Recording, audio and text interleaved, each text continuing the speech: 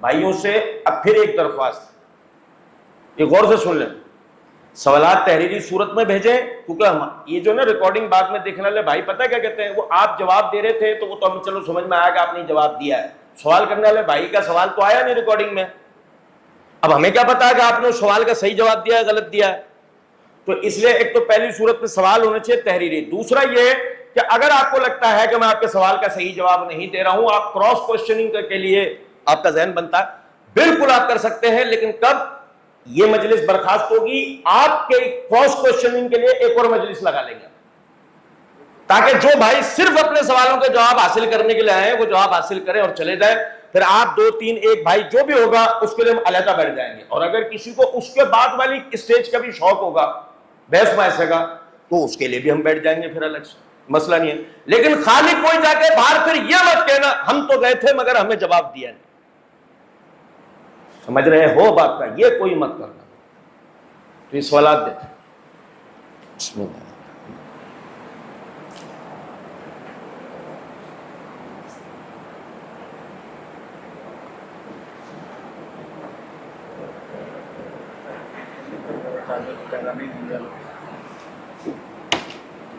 الحمدللہ تحریر نہیں کروائے گئے، کھڑے ہو کر جو بھائی سوال کرنا چاہیں وہ کر لیں، میں سوال دہرا دوں گا اگر سن کرنے میں کامیاب ہوا۔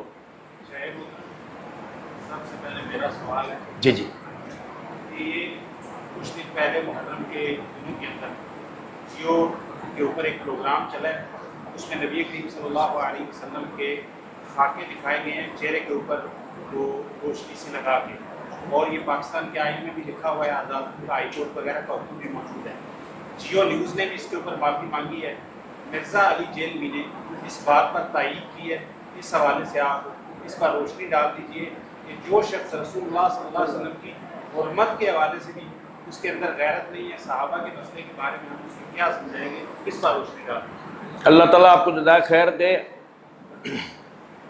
ہمارے شیخ صاحب کا سوال یہ ہے کہ جی جیو کے اوپر جو نبی صلی اللہ علیہ وسلم کے خاکے نشر ہوئے جس پر جیو نے معافی مانگی، کیونکہ وہ تھا ایک غلط معاملہ، اس میں کوئی تعویل کی ہی نہیں جا سکتی تھی، مرزا نے اس کے اوپر پروگرام کیا اور پروگرام کر کے اس نے کہا کہ نہیں جی اس میں کوئی غلطی نہیں تھی، انہوں نے کون سا جان بوجھ کے کیا اور یہ اور وہ، اور میں تو کہتا ہی ہوں کہ ان مولویوں کا صبح شام کا کام ہی ہے کہ ہر کسی کو گستاخ رسول قرار دو اور اسے قتل کر دو۔ یہ مرزا کی ویڈیو موجود ہے۔ اچھا مسئلہ یہ ہے کہ ابھی آپ نے گفتگو کے دوران بھی مجھ سے یہ بات بار بار سنی ہے کہ صحابہ کرام رضوان اللہ علیہ مجمعین کی مخالفت ایک مخصوص قسم کی منحوسیت لاتی ہے آدمی کے اوپر، جس کا نتیجہ یہ نکلتا ہے کہ آدمی سمن بکمن امیون فہم لا یاقلون ہو جاتا ہے، یہ اس کی کیفیت ہو جاتی ہے۔ آپ دیکھیں یہ پتہ ہے کس لیے مرزا نے یہ حرکت کی کہ جتنے بھی کتاب و سنت کی پیروی کرنے والے حضرات ہیں چاہے وہ کسی بھی شکل میں کر رہے ہوں مگر وہ کتاب و سنت کو اپنا دین سمجھتے ہیں، کوئی بھی مکتبہ فکر ہو جو صحابہ کرام رضوان اللہ علیہ مجمعین کی کسی نہ کسی طرح عظمت کا قائل ہے، مرزا پر سب نے مل کے کلی طور پہ قلم پھیر دیا ہے کہ مرزا اس درجے کا گمراہ ہے۔ اب مرزا کو اس بات کا یقین ہو گیا ہے کہ اس امت میں یعنی کہ جو ادنا سے ادنا گمراہی پر بھی اگر کوئی بچا تھا نا وہ بھی مجھے گمراہ کر کے بیٹھا ہے کہ جی یہ آدمی گمراہ ہے۔ مرزا کی گمراہی اس درجے کی، اس لیے اب اس نے نیا وتیرہ اختیار کیا خود کو خبروں میں ان رکھنے کے لیے کہ جتنے بھی سیکولر اور قادیانی طبقات ہیں اب وہ انہیں راضی کر رہا ہے۔ آپ کو پتہ ہی ہے ہر 15 دن یا 10 دن کے فرق سے ہم اپنے ملک کے اندر کوئی نہ کوئی اسلامی شاعر کے خلاف بات سنتے، فلاں ڈرامے کے فلاں سین میں اسلامیت کی کتاب جان بوجھ کے گرائی گئی، فلاں جگہ خاکے بنائے گئے، فلاں جگہ خاتون پردے کا مذاق بناتے دکھائی گئی، فلاں جگہ پر نماز کا مذاق اڑایا جا رہا ہے، فلاں میم بنی اور اس میں علماء کا مذاق بنایا جا رہا ہے۔ یہ جو جتنی بھی حرکات ہیں ان کا صرف اور صرف مطلب یہ ہے کہ پاکستان میں سیکولرزم کی عادت ڈالی جائے عوام میں، عوام اس کے عادی بنے، کہ کم سے کم اتنا تعارف ہو جائے کہ ہاں ایک دوسری چیز بھی ہے، آزادی افکار، مذہب کی پابندی نہیں، مذہب سے آزادی۔ جب ایک مرتبہ اتنا بھی ذہن، جیسے مثال کے طور پہ ایک دفعہ یہ ذہن بنی ہاں ختم نبوت، جیسے ایک عقیدہ ہے نا کہ اجراء نبوت بھی کچھ ہوتا ہے، اب ایک مرتبہ یہ ذہن بن جائے نا کہ ہاں اجراء نبوت بھی کوئی چیز ہے، تو اس پر آپ پھر بھی 50-50 پر تیار ہو جاؤ گے۔ لیکن ایک مرتبہ یہ ذہن بن جائے کہ اجراء نبوت پر ایک لفظ بات نہیں ہوگی، تو اب قادیانیوں کو کسی قسم کا کوئی موقع مل سکتا؟ اسی طرح اگر ایک مرتبہ اس پہ بات ہو گئی کہ دین کی پابندی کے اوپر کوئی بات نہیں ہوگی، سیکولرزم کی موت ہو جائے گی۔ مرزا سن 2016 میں یہ بات کہہ چکا ہے کہ جی میں تو یہ کہتا ہوں کہ اگر اس دین میں صحیح معنوں میں جمہوریت نہیں آ سکتی تو بہتر ہے کہ اس ملک میں سیکولرزم آ جائے۔ میں نے اس کا جواب دیا تھا مرزا کو، اور میری اس بات کو سمجھیں کہ باقاعدہ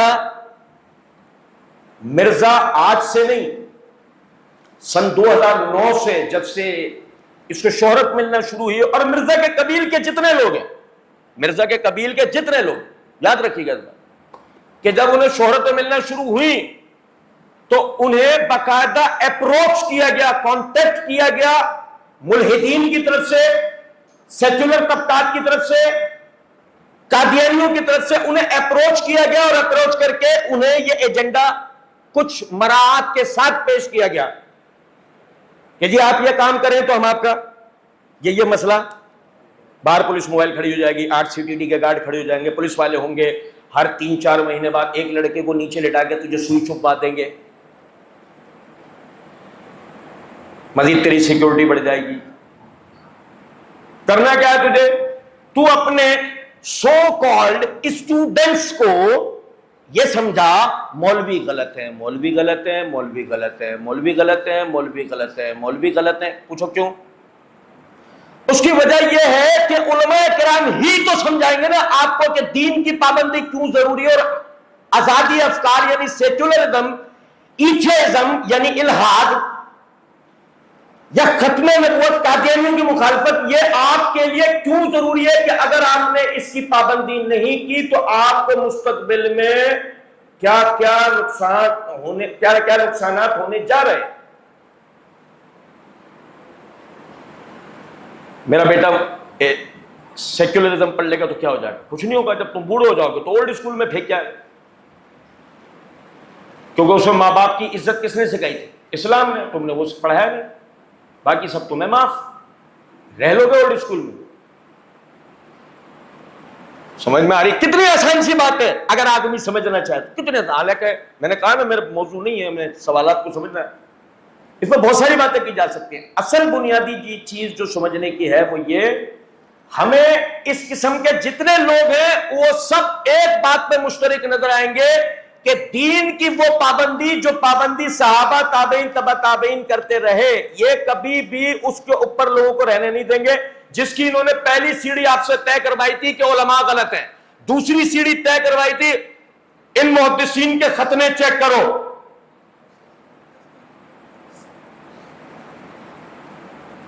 یہ امام ابو داؤد تو جتنی بھی اہل بیت کے خلاف روایتیں آتی تھی ان میں سے معاویہ کا نام چھپا لیا کرتے تھے۔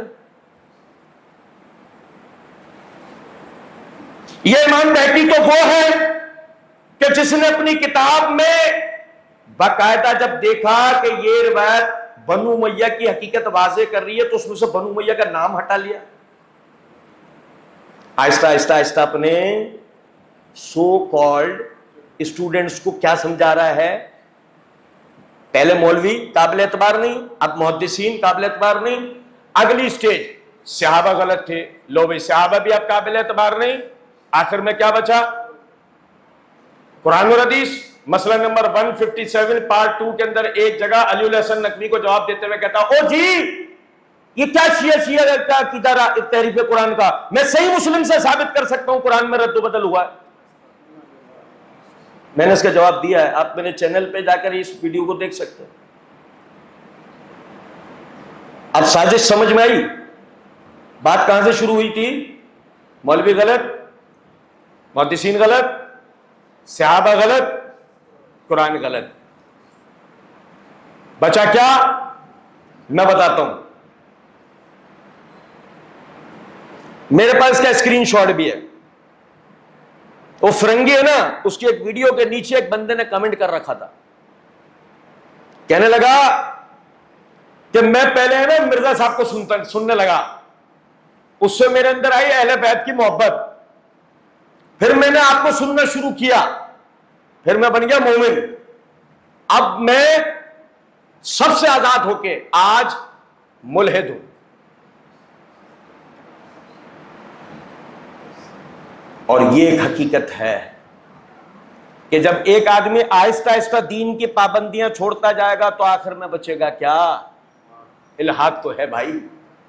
تو اللہ تعالیٰ ان فتنوں سے ہمیں محفوظ رکھے، اور اس کا طریقہ وہی ہے جو میں نے درس میں بتایا کہ آدمی خود کو علماء سے جوڑے. کسی بھائی کا سوال ہو؟ جی بھائی. وعلیکم السلام. جی پہلا کریں.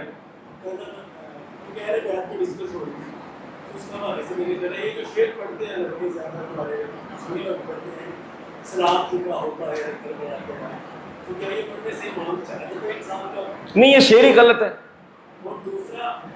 میں آپ کا پہلے سوال کا جواب دے دیتا ہوں. بھائی نے سوال کیا، اسلام زندہ ہوتا ہے ہر کربلا کے بعد، تو کیا یہ پڑھنا صحیح ہے؟ یہ شعر ہی غلط ہے. کیونکہ اس کی وجہ یہ ہے کہ آپ دیکھیں ہمارے حساب سے اہل بیت شہید ہوئے 72 افراد کا سانحہ اس امت نے بھگتا ہے. 72 افراد کا سانحہ اس امت نے بھگتا ہے. وہ 72 جو اس امت کے ستارے تھے، اس سے تو اسلام مردہ ہوا ہے، اس سے تو اسلام کی عظمت پہ ایک داغ آیا ہے. تو اسلام کربلا سے زندہ نہیں ہوتا، بلکہ اور اسلام پر ایک الزام آتا ہے کہ 72 ستارے اپنے کھو دیے. اسلام اس سے زندہ نہیں ہوتا. اور آگے چلیں، اگر اسلام کربلا کے بعد زندہ ہوا تھا تو علی کس دین پر تھے؟ فاطمہ کس دین پر تھی؟ اور اگر علی اور فاطمہ اسلام پر ہی تھے تو ثابت ہوا اسلام زندہ ہوا محمد صلی اللہ علیہ وسلم کی تبلیغ کے بعد. اور یہی اللہ تعالیٰ نے قرآن مجید میں ہمیں بتایا ہے، اذا جاء نصر اللہ والفتح ورأيت الناس يدخلون في دين الله افواجا فسبح بحمد ربك واستغفر. اے نبی صلی اللہ علیہ وسلم، جو تبلیغ اور رسالت کا کام ہم نے تمہیں کرنے کی ذمہ داری کے نتیجے میں اللہ کی مدد اور فتح کا وعدہ دیا تھا، وہ آ چکی ہے. اور آپ نے دیکھا کہ لوگ جوک در جوک اب اس دین میں داخل ہو گئے. تو لہذا جب آپ کے کام کی تکمیل ہو گئی ہے، اب اپنے رب کی تسبیح بیان کرو، ساتھ اس کی تعریف کے، اور سب کے لیے استغفار کرو. انہ کان توابا، وہ تو توبہ قبول کرنے والا اور رجوع قبول کرنے والا. تو پتہ لگا اسلام کس نے زندہ کیا؟ محمد الرسول اللہ صلی اللہ علیہ وسلم. دوسرا سوال. جی جی جی.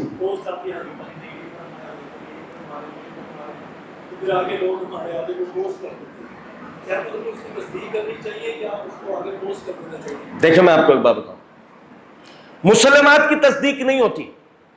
اب وہ علی رضی اللہ تعالیٰ عنہ کے نام سے چلے، وہ ابو بکر کے نام سے چلے، وہ کسی کے نام سے بھی چلے، مسلمات کی کوئی تصدیق نہیں ہوتی. جیسے میں آپ سے کہوں نماز 5 ہے اور 5 علیحدہ علیحدہ اوقات میں ہے، تو یہ مسلمہ بات ہے نا؟ یا اس میں آپ کو کوئی شک ہے؟ آپ مجھ سے ثبوت کا مطالبہ کرو گے؟ نہیں کرو گے. ہاں ایسا نہیں ہے کہ ثبوت ہے نہیں. ان الصلاۃ کانت علی المؤمنین کتابا موقوتا، اور بھی دیگر دلائل ہیں. اقیم الصلاۃ لدلوک الشمس الی غسق اللیل، اور بھی دلائل ہیں. لیکن میں بتانا کیا چاہ رہا ہوں کہ دیکھیں آپ مسلمات کے مطابق بات، آپ اس کی دلیل کیوں مانگیں گے مجھ سے؟ لیکن اگر آپ یہ کہیں یا میں یہ کہوں نمازیں 5 تو ہیں مگر 3 اوقات میں ہیں، تو آپ مجھ سے دلیل کا مطالبہ کرو گے نا، جمعہ 8 دن، یہ کہاں سے لے آئے؟ ایسے ہی ہے نا. یہ ہے کہ اگر آپ کبھی بھی سوشل میڈیا پہ کسی بزرگ کے نام پہ دیکھو کہ فلاں نے یہ فرمایا اور بڑی اچھی بات لکھی ہے، ٹھیک ہے، تو بظاہر قبول کرنے میں کوئی حرج نہیں، اس کو قبول کر لیں. لیکن اگر وہ مسلمات کے خلاف ہے تو اس کو رد کیا جائے گا، اس کی تحقیق کی جائے گی. اب آ جائے دوسری بات. اور دوسری بات کیا ہے کہ بعض ایسے مسلمات ہیں جن کا عوام کو پتہ ہی نہیں ہوتا. تو پھر مسلمات تو دور، مختلف فی جو مسائل ہیں جن میں اختلاف ہے ان کا تو بالکل نہیں پتا ہوگا نا. تو اب سوچیں کہ کسی بزرگ کے نام پر کوئی کال آیا، ہو سکتا ہے کہ اس بندے نے ایک بات کو اس بزرگ کے نام سے گھڑا ہو صرف اس لیے کہ اپنے اس نظریے کو سب کو سمجھائے، تو اس میں بھی ٹینشن لینے کی کوئی بات نہیں ہے. عبداللہ ابن عباس رضی اللہ تعالیٰ عنہ فرماتے ہیں ہم لوگوں سے پہلے سند کا مطالبہ نہیں کرتے تھے، لیکن جب عثمان رضی اللہ تعالیٰ عنہ شہید ہو گئے اور پروپیگنڈا ہوا تو ہم نے لوگوں سے سند پوچھنا شروع کی. بیان کرنے والا راوی اہل سنت میں سے ہوتا تھا، ہم قبول کر لیا کرتے تھے. بیان کرنے والا راوی اہل بدعت میں سے ہوتا تھا، ہم رد کر دیا کرتے تھے. کون کہہ رہے ہیں؟ اہل بیت رسول. عبداللہ ابن عباس، یہ اہل بیت کے گھر کا اصول ہے، یہ ہمارا نہیں ہے. تو کوئی کہو گے اچھا آپ نے اہل سنت کا نکال لایا نا تم. نہیں ایسا نہیں ہے بھائی، یہ انہوں نے کہا، یہ ان سے پوچھو. تو آپ سمجھے ذرا اس بات کو کہ اس سے پتہ لگا. اب وہ جب سامنے لگا ہے حضرت علی نے یہ فرمایا، آپ کہیں ہمارے سر آنکھوں پہ سند بیان کر دو. کیا کرو؟ الاسناد من الدین فینظر کیف تاخذ دینی. محمد بن سیرین رحمۃ اللہ علیہ کہا کرتے تھے کوئی ٹینشن مت لیا کرو، سند تمہارا دین ہے، بس یہ دیکھ لیا کرو کہ اس کی سند کیا ہے. جس سے تم دین لے رہے ہو اس کی سند کیا ہے، وہ خدا آدمی کیا ہے، وہ جو بیان کر رہا ہے اس سے کس سے سنا ہے. اب جیسے اس کی مثال ایسے سمجھیں کہ خصائص الکبریٰ میں جلال الدین سیوطی نے لکھا کہ بنو امیہ 60 سال تک اپنے منبروں سے اہل بیت کو برا بھلا کہلواتے رہے. یہی بات مرزا صاحب نے اپنے ریسرچ پیپر 5B میں بھی لکھی ہے. تو ہم نے مرزا صاحب کو ریسرچ پیپر 5B کے اوپر لکھی ہوئی جو پہلی عبارت ہے کہ یہ ریسرچ پیپر ضعیف اور بے سند روایات سے پاک ہے، ہم نے کہا مرزا صاحب یہ جو خصائص الکبریٰ سے آپ نے بے سند یہ بات لکھ دی، آپ اپنی قول کے مخالف گئے یا نہیں؟ کہ آپ کو تو باسند اور صحیح روایت لانی تھی. یہی لکھا تھا نا آپ نے، ضعیف اور بے سند روایتوں سے پاک، تو آپ کو باسند اور صحیح روایت لانی تھی. لیکن آپ نے کیا کرا، اپنے مطلب پہ مطابق آتے ہوئے کہ یار میرے مطلب پہ فوراً بے سند روایت بیان کر دی. تو علی، ابو بکر، عمر، عثمان، احمد رضا خان صاحب بریلوی، کسی کے بھی نام سے کوئی کال مارکیٹ میں چل رہا ہے، ہم نے کیا کرنا ہے؟ اس سے ٹینشن سیدھے تو بولے بھائی اس کی سند بھیج دینا ذرا، وہ گھڑ کے بھی بھیجے گا، پکڑا جائے گا. آپ حیران رہ جائیں گے. بس آپ کو اگر لگے نا کہ یار اب مجھے کیا کرنا ہے، آپ نے علماء تک جانا. میں نے تو ایک دفعہ یہاں تک ایک بھائی کو بولا تھا ایک کام کرو خود گھڑ کے لے آؤ، کوئی مسئلہ نہیں، تمہیں اس کی بھی میں اجازت دیتا ہوں، گھڑ کے لاؤ. وہ گھڑ کے بھی لائے گا، پکڑا جائے گا. یہ اللہ کا ہماری امت پہ بڑا ایسا. تیسرا آپ کا سوال کیا تھا؟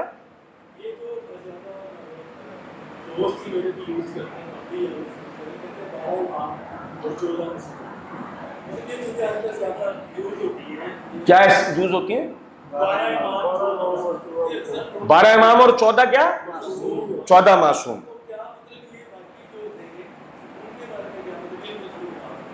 دیکھیں بھائی میں آپ کو بڑا آسان ہے اس کو سمجھنا.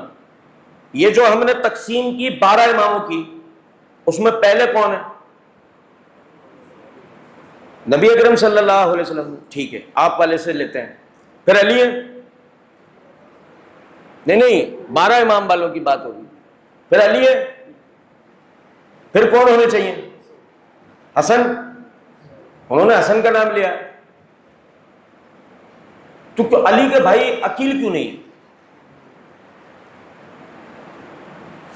اب وہ کہیں علی میں عقیل میں اہلیت نہیں ہے، اب پوچھو اہل بیت کا گستاخ کون ہوا؟ تیرے اندر اہلیت ہے، عقیل میں اہلیت نہیں ہے، تو چھوڑو۔ اور وہ کہے کہ نہیں جی اصل میں بات یہ نہیں ہے، بات یہ ہے علی کے لیے نص ہے، دلیل ہے اس کی امامت کی، عقیل کے لیے نہیں ہے، تو ہم کہیں گے اچھا نص ہے، پڑھو، کہاں لکھی ہے وہ نص، کہاں ہے وہ دلیل، پڑھو۔ وہ نبی اکرم صلی اللہ علیہ وسلم اللہ کے رسول ہیں، نص محمد الرسول اللہ والذین معہ وما محمد الا رسول ما کان محمد ابا احد من رجالکم ولکن رسول اللہ وخاتم النبیین۔ کتنے نصوص ہیں، نام لے کے علی امام ہے، نام لے کے ایک نص پڑھو، ہے نہیں ہے وہ بھی ہم بتائیں گے، لیکن ترتیب پھر وہ ہے جو بیان کی محمد الرسول اللہ صلی اللہ علیہ وسلم نے، اسے ماننا پڑے گا، جو تم کر کے لائے وہ نہیں ماننا پڑے گا، ترتیب وہ ماننی پڑے گی جو محمد صلی اللہ علیہ وسلم نے بتائی۔ نص کیا ہے؟ یا ایھا الذین آمنوا اطیعوا اللہ واطیعوا الرسول واولی الامر منکم، اے ایمان والو اطاعت کرو اللہ کی، اطاعت کرو رسول کی اور اپنے خلفاء کی، اپنے خلفاء کی، صاحب امر کی۔ نبی اکرم صلی اللہ علیہ وسلم سے ایک عورت نے پوچھا، اللہ کے رسول بہت دور سے مسئلہ پوچھنے آئی ہوں، سوچ رہی ہوں کہ اب کبھی آئی اور آپ کو نہ پایا تو کیا کروں؟ فرمایا ابو بکر کے پاس جانا۔ کس کے پاس جانا؟ ابو بکر کے پاس جانا۔ تو نبی نے پہلا امام کس کو بتایا؟ اب 14واں سوم، اچھا یہ یاد رکھیے گا، یہ پہلا والا ہے نا، یہ میں نے آپ کو جواب نہیں فارمولہ بتایا، کہ آپ سمجھے میں نے جواب بتایا، میں نے جواب نہیں فارمولہ بتایا۔ دنیا میں کوئی شخص بھی امام بتائے گا اس فارمولے کے مطابق بتائے گا، ورنہ بتا نہیں سکتا۔ اب چاہے 12 بتائے چاہے 4۔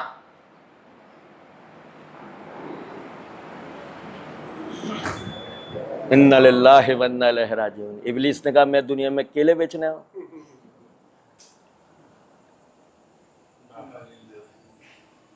بھائی سمجھے گا کہ اب وہ چاہے ہو 12 یا چاہے ہو، اصول یہ فارمولہ یہ ہوگا اس کی امامت کا سمجھنے کا کہ جی یہ امام ہے ہمارے سر آنکھوں پہ، طریقہ یہ ہوگا،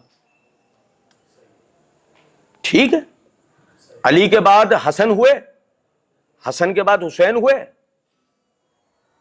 ٹھیک ہے، حسین کے بعد زین العابدین ہوئے، محمد بن حنفیہ کیوں نہیں ہوئے؟ بھائی زین العابدین کے بھائی محمد بن حنفیہ کیوں نہیں ہوئے؟ سمجھے ہیں کچھ بات کیوں نہیں؟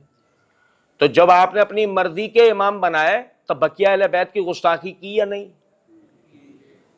کہ بھائی تیرے پاس کون سا طریقہ ہے ان کی اہلیت بتانے کا اور انہیں نا اہل کرنے کا؟ اہل بیت میں سے جس کو تیرا دل کر رہا ہے اہلیت دے رہا ہے، اور جس کو تیرا دل کر رہا ہے تو نا اہل قرار دے رہا ہے، ان کو شرم آتی ہے؟ یہ ہے معاملہ۔ یہ فارمولہ ذہن میں رکھیں، اس کے مطابق بات کیا کریں۔ کسی بھائی کا سوال ہو؟ جی جی۔ ایک 5 نمازیں قضا ہے، ترتیب وار پڑھ لے، جان بوجھ کے نماز نہیں چھوڑنی چاہیے۔ عذر ایسا ہونا چاہیے کہ آدمی نماز لیٹ کے پڑھنے کی بھی اہلیت نہیں رکھتا۔ دیکھو حدیث میں کیا الفاظ ہے،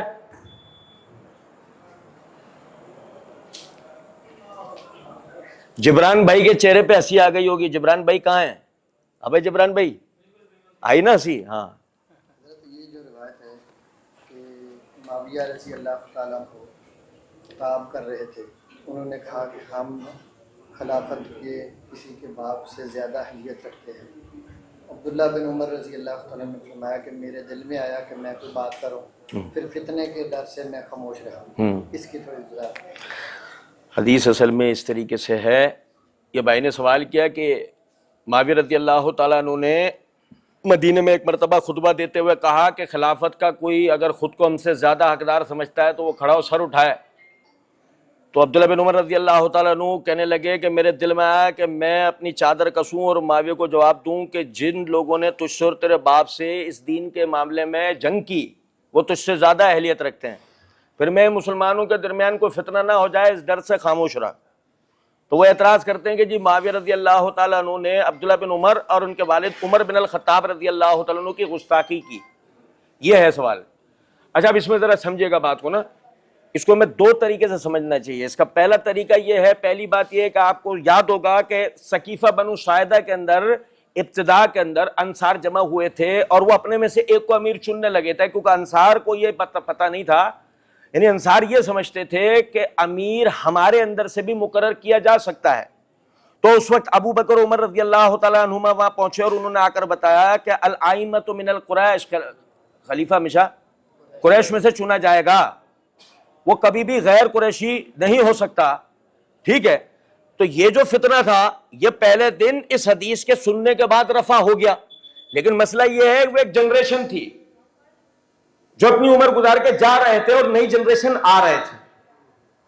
دیکھو نا، وہ نئی جنریشن میں سے بعض لوگ تھے نا جو پروپیگنڈے کا شکار ہو کر عثمان رضی اللہ تعالیٰ عنہ کے قتل کے ارادے سے گھروں سے نکل آئے تھے، جیسے محمد بن ابی بکر جیسے، نئی جنریشن تھی نا۔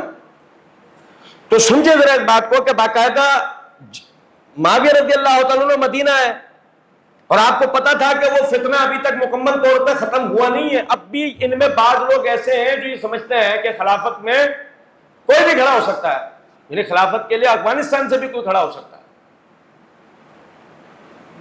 ہے نا۔ ہمارے یہاں مسئلہ وہ شرعی خلافت بول رہے ہوتے ہیں، بہت سے لوگ بول رہے ہوتے ہیں، ہاں، جبھی تو ٹی ٹی پی والے جیکٹ پہن کے آ کے ہم پہ پھٹ رہے ہوتے ہیں، شرعی خلافت سمجھتے ہیں نا۔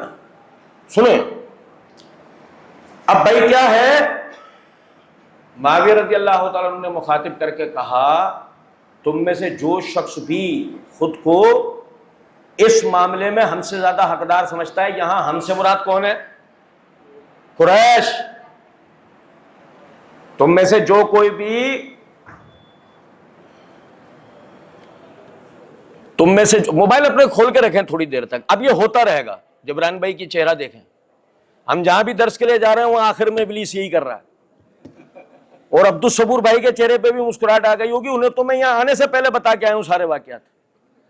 تو بہرحال آپ سمجھے گا ذرا اس بات کو کہ صورتحال یہ ہے کہ جی معاویہ رضی اللہ تعالیٰ عنہ انہوں نے باقاعدہ یہ کہا تم میں سے جو شخص خود کو خلافت کا اہل جانتا ہے ہم سے زیادہ، وہ سر اٹھائے ہم سے بات کرے اس مسئلے پہ، جیسے اس دن ابو بکر عمر نے کہا تھا اٹھو بھائی بات کرو جس کو کوئی مسئلہ ہے نا۔ اب مجھے بتائیں کہ یہاں پر معاویہ نے عمر کی مخالفت کی ہے یا عمر کی پیروی کی ہے؟ چلو اس کو ایک اور طریقے سے لیں۔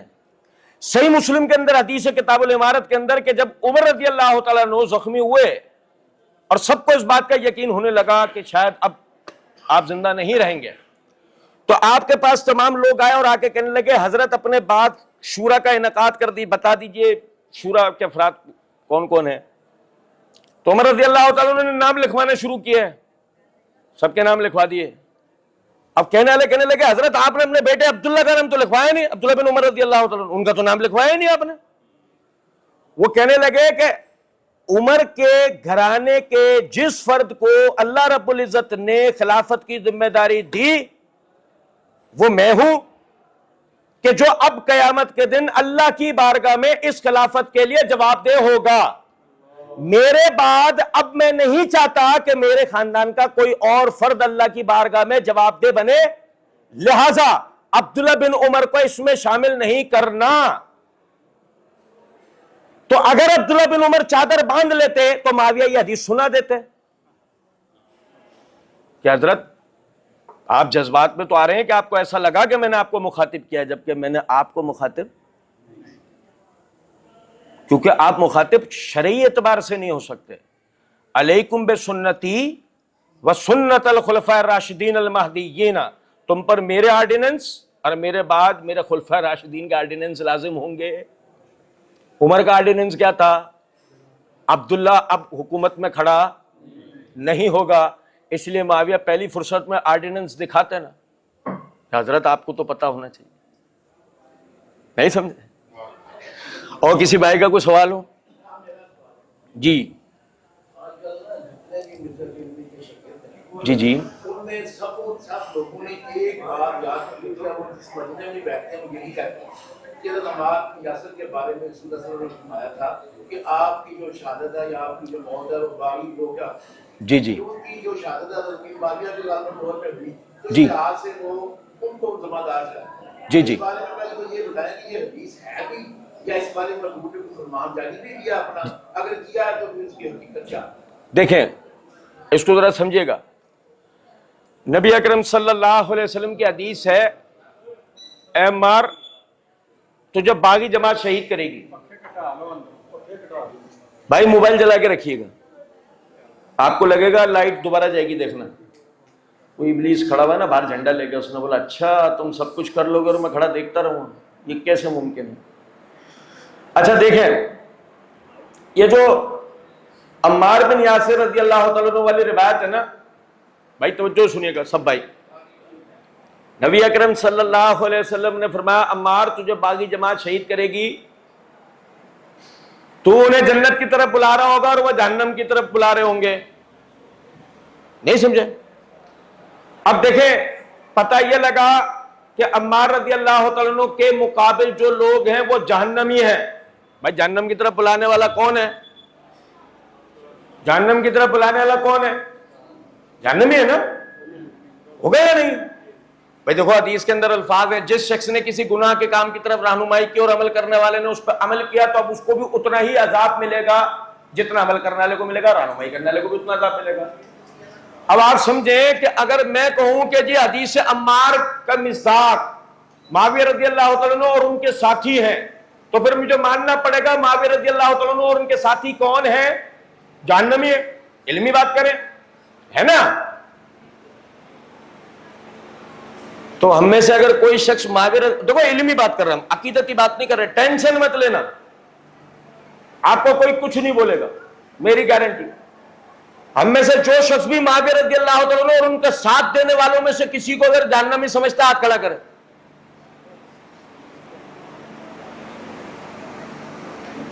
نہیں تو آپ سب نے فیصلہ کر دیا کہ آپ حدیث عمار کا مصداق معاویہ رضی اللہ تعالیٰ عنہ اور اہل شام کو نہیں مانتے, یا آپ نے خود تسلیم کر لیا, دی اینڈ کر دیا.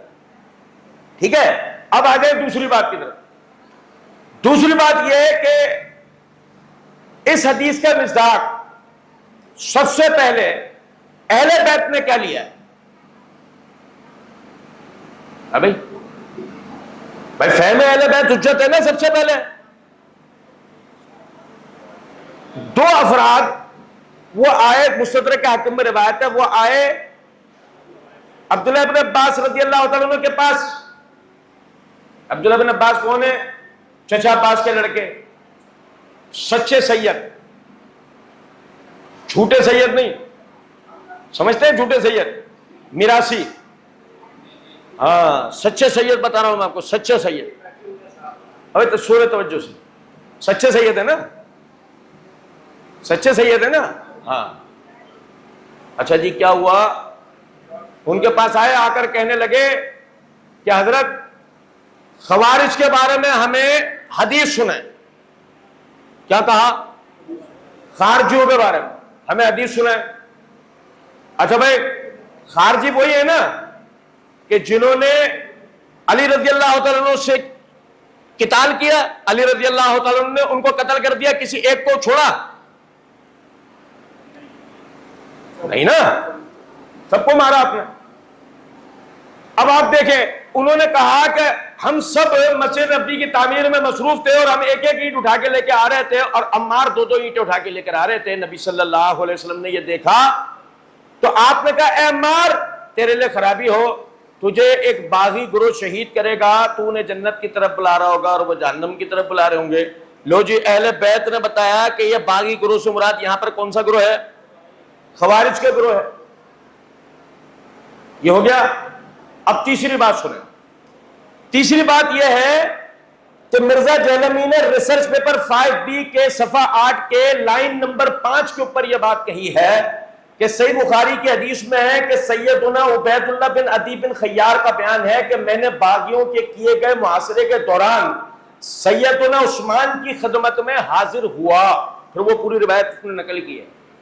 مرزا کے کیے ہوئے ترجمے کے مطابق مرزا کیا بتا رہا ہے کہ باغی سیدنا عثمان کے گھر کا محاصرہ کیے ہوئے تھے،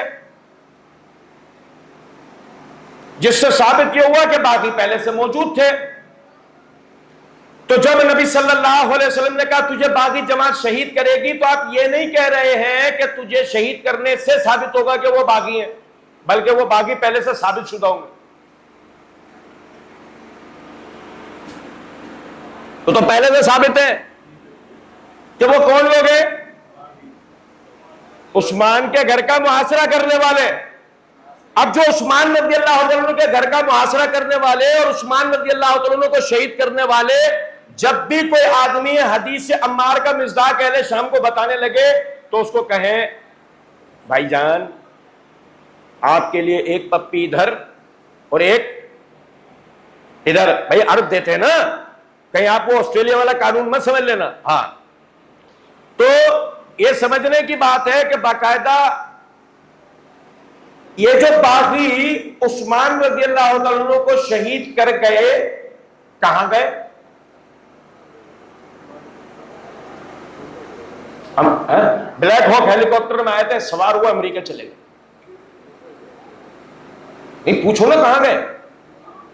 وہ آپ کو بتائیں گے کہ وہ شہید کرنے کے بعد کبھی سعد بن ابی وقاص کے دروازے پہ، کبھی ابو عبیدہ بن جراح کے دروازے پہ، اور کبھی علی کے دروازے پہ آ کے کہہ رہے تھے یا تو ہم سے بیعت لے لو، یعنی کہ ہم تمہاری بیعت کر لیتے ہیں، آؤ باہر اور ہم سے بیعت کر لو، ورنہ ہم اپنے میں سے ہی کسی کو منبر پہ کھڑا کر دیں گے. آخر میں مجبور ہو کر علی بن ابی طالب رضی اللہ تعالیٰ عنہ باہر آئے اور ان سے بیعت لی. ایسے ہی نا.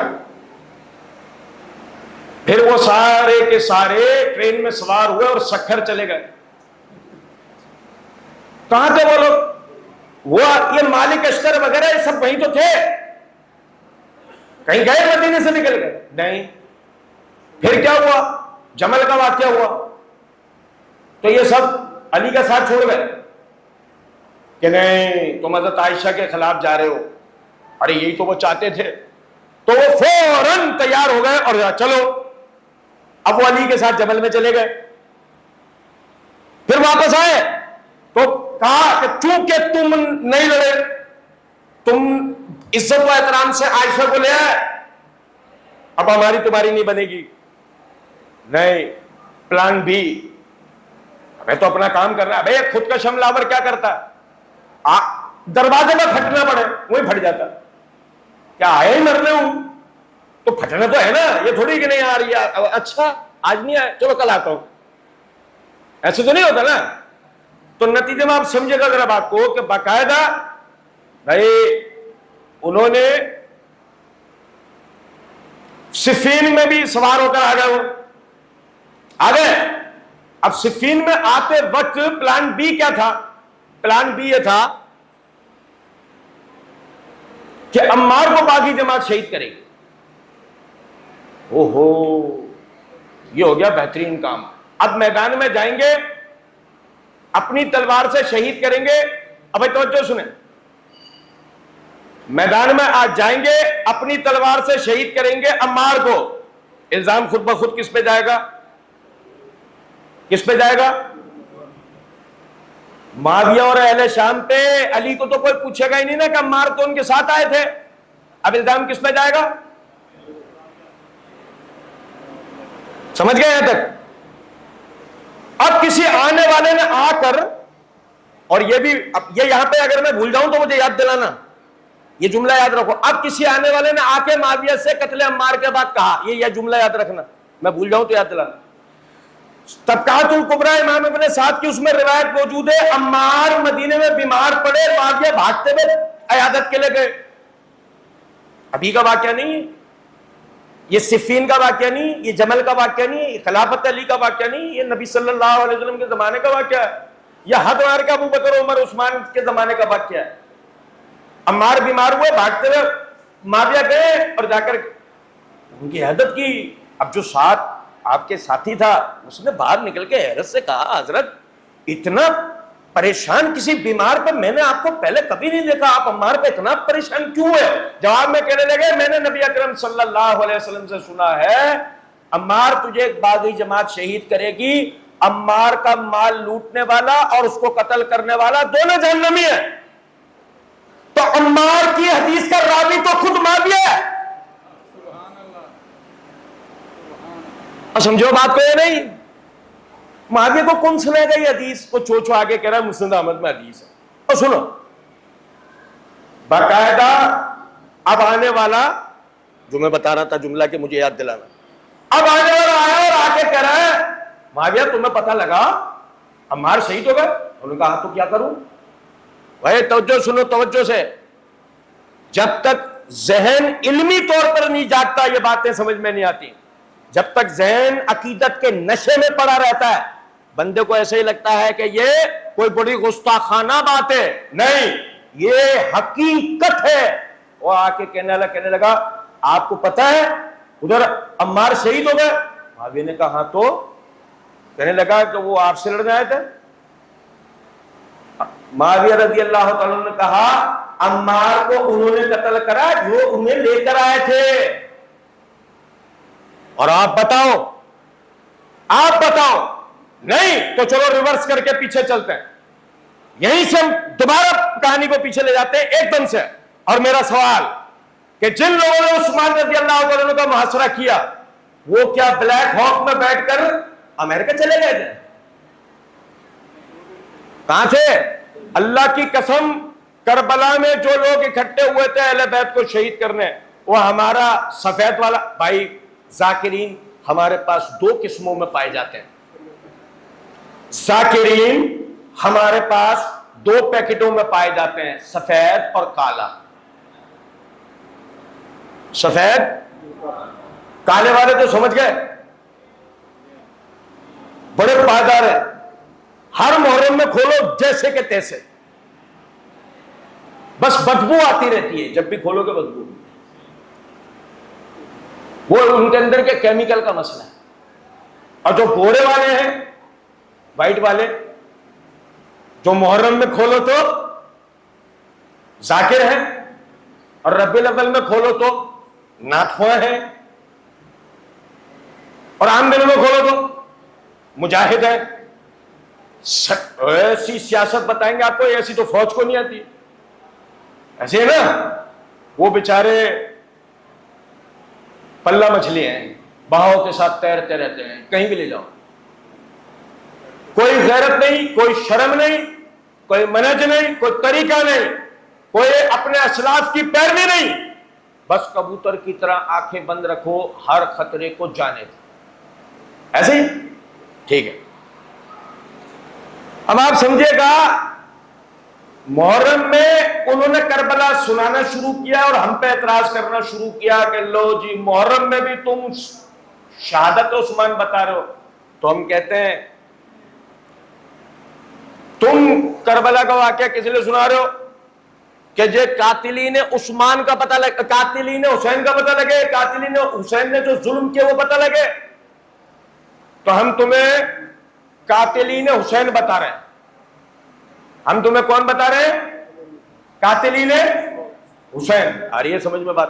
اور اللہ کی قسم تحقیق کرنے والوں کے لیے تحقیق کا نقطہ ہے. اگر آپ یہ جاننا چاہتے ہیں کہ حسین رضی اللہ تعالیٰ عنہ کو کس نے شہید کیا, آپ جاننا چاہتے ہیں عمار کو کس نے شہید کیا, آپ عثمان کے قاتلین کو ڈھونڈ لیں, آپ کو یہ سب مل جائیں گے. آپ کو یہ سب مل جائیں گے. ایک بھائی نے سوال کیا, اچھا چلیں, یہ کسی بھائی کا اگر سوال ہو تو ہمارے ساتھ آ جائے باہر, انشاءاللہ بھائیوں نے ضرور کوئی اہتمام کیا ہوگا کہیں اور, لیکن کوئی بھی خالی نہیں جائیے گا, اس بات کا ضرور خیال رکھیے گا. سبحانک اللہم اشہد ان لا الہ الا انت استغفرک.